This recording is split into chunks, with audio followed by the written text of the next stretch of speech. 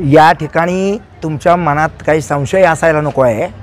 2004 असेल, 2009 असेल, 2014, 2019 आणि 2009ला मला खूप सुंदर मतदान तुम्ही दिलं। मतदार राजा आता जागृत व्हायला पाहिजे या ठिकाणी, आणि मतदार राजाच्या हातात असल्यामुळं मी एकच गोष्ट सांगतो, 19 तारखेला मी अर्ज भरणारच। तो येण्याप्रमाणे आहे।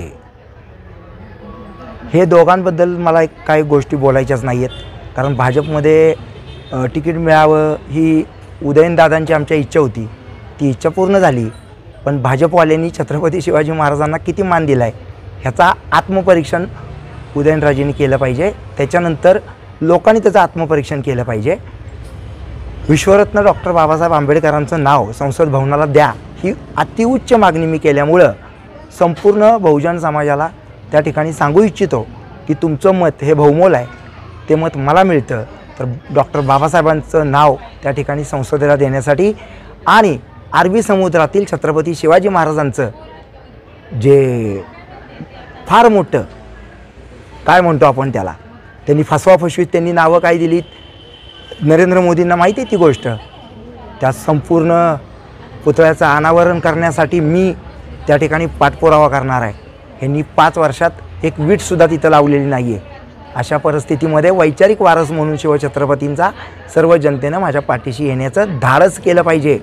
शक्ती प्रदर्शन म्हणजे काय असतं, शक्ती एकतर तुम्हाला युद्धामध्ये दाखवायची असते, 2 रुपयाची दारू पाजून मटणं देऊन शक्ती दाखवली जात नाही। दुसरा मुद्दा राहिला शरद पवार आणि उदयनराजांचं हे हार्डवेअर आहे, आणि मी या सगळ्यांमध्ये एकटा लढतो आहे। त्यामुळं मला यावेळेला तुम्ही संधी द्या। त्यांना एकदा दिली होती, त्यांचं स्वप्न पूर्ण झालं।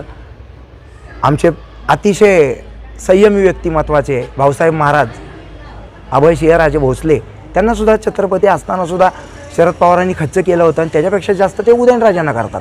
त्यामुळे त्या विषयावरती मला जास्त बोलायचं नाही। योग्य वेळ आल्यानंतर मी माझा स्टाईल आणि माझी संपूर्ण जी तुम्हाला माहिती असलेली मला माहिती असलेली माहिती ही लोकांना मी देईन। काय आव्हान आहे तुमच्या समोर, कारण की शशिकांत शिंदेंनी फॉर्म भरला आहे, उदयनराजे 18 तारखेला फॉर्म भरतायत। नाही, म्हणूनच आपण 19ला भरतोय ना। एक प्रत्येकाला एक स्पेस आहे, त्यांची मतं ते मानतील, माझी मतं मी मानणार आहे। लोकशाहीमध्ये मला पूर्ण अधिकार आहे, अभिव्यक्ती स्वातंत्र्य आहे। माझी मतं ठाम मांडत आलो, सातत्य दाखवत आलो, म्हणून मी माझं नाव स्वतःच्या मनगटानं कमवलेलं आहे। जन्मानं नाव मिळणं आणि मनगटानं मिळवणं हे छत्रपती शिवाजी महाराजांकडनं, डॉक्टर बाबासाहेब आंबेडकरांकडनं आम्ही शिकलो, ज्योतिबा फुलेंकडनं आम्ही शिकलो। मनगटाने यांनी राज्य निर्माण केलं। तुमच्या घरी चांदीचा चमचा आहे, तुमच्या घरी मोठा नेता आहे, आणि पाठीमागच्या काळामध्ये जयंत पाटील स्वतः शरद पवार हे उदयनराजांना पाडण्यासाठी जंग पछाडत होते। त्यांची इच्छा एकदा पूर्ण झाली, आता माझी इच्छा पूर्ण करा, मला निवडून द्या।